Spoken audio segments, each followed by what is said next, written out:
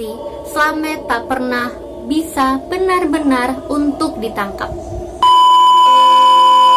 Hai, welcome to DPS YouTube channel. Jadi di video ini sesuai judulnya aku mau menceritakan tentang Slamet Gundul, perampok legendaris Indonesia yang kematiannya itu disyukuri oleh banyak orang. Why? Penasaran? Keep watching.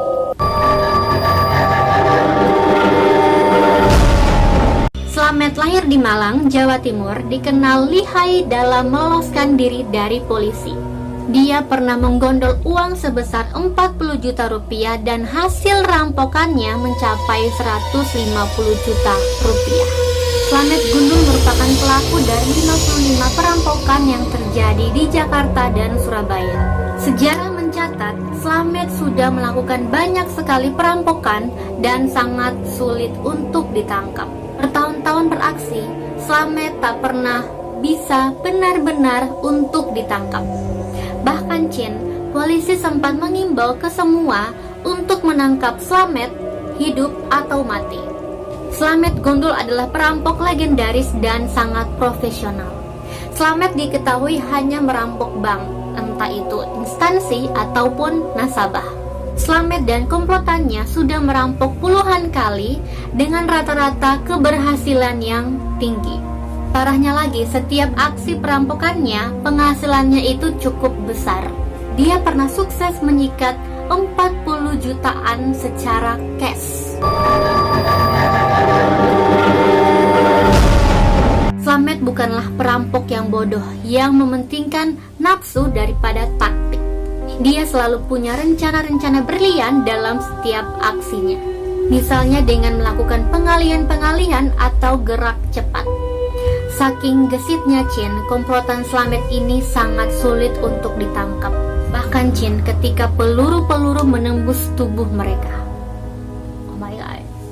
Tak hanya jago dalam taktik merampok, Slamet dan komplotannya ini sangat mahir untuk melarikan diri. 1 atau 2 kompi polisi bahkan tidak sanggup untuk mengejar Slamet dalam aksi merampoknya.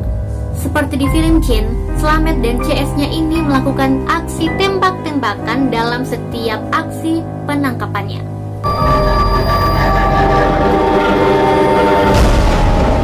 Tidak hanya dikenal sebagai perampok yang profesional yang menebar teror, Slamet juga dijuluki penjahat paling licin di Indonesia. Tercatat beberapa kali Slamet berhasil lolos meskipun polisi tinggal sejengkal lagi untuk berhasil menangkapnya. Yang paling sangar soal kaburnya Slamet dari persidangannya. Percaya atau tidak, beberapa menit sebelum sidang, Slamet berhasil kabur dan polisi gagal untuk menangkapnya. Tidak hanya itu peristiwa penangkapan Slamet di rumahnya sangat dramatis. Penjahat ini berhasil kabur dari polisi dengan cara melompati pagar yang tinggi di belakang rumahnya.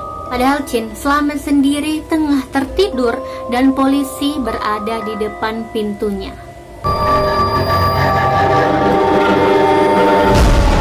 Slamet sebenarnya tidak ada apa-apa tanpa kelompoknya. Tapi kalau tidak ada Slamet di kelompoknya tidak bisa melakukan aksi-aksi.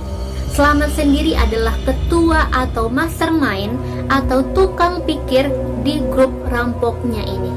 Hal unik lain dari kelompok Slamet ini adalah anggotanya yang loyal luar biasa. Rahasia Slamet yang bisa mengumpulkan orang-orang yang begitu setia di kelompoknya adalah karena sifatnya yang unik. Slamet dikenal sebagai orang yang pintar mengambil hati. Tampilannya yang sangat lugu dan pemilihan kata-kata saat berbicara seolah sanggup membuat siapapun terhipnotis. Makanya anggota kelompoknya pun ikhlas menerima serangan peluru dari aparat untuk supaya Slamet bisa lolos. Dan kenyataannya ini sering terjadi.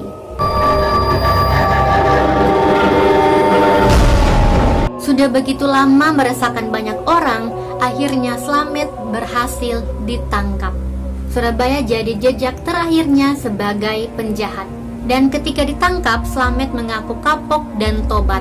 Ada kabar yang mengatakan kalau Slamet ini sudah meninggal. Ada juga yang bilang bahwa pria ini masih hidup dan bebas berkeliaran.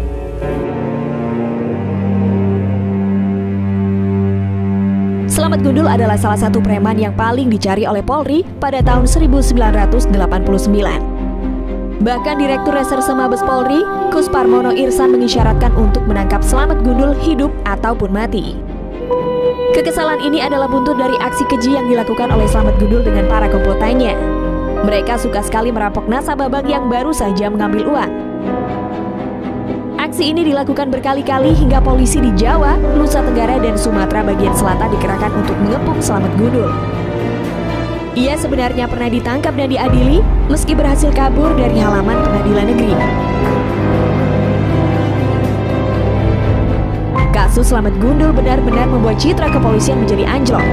Bagaimana tidak, Slamet Gundul menjelma bak belut yang susah ditangkap dengan cara apapun. Oke Cin, sekian dulu kisah hari ini. Kalau kalian suka sama video ini, please like this video. Jangan lupa komen di bawah kalau kalian mau request video apa lagi. Dan jangan lupa subscribe dan nyalain notifikasinya supaya kalian gak akan ketinggalan sama video aku berikutnya. Bye, see you di next video.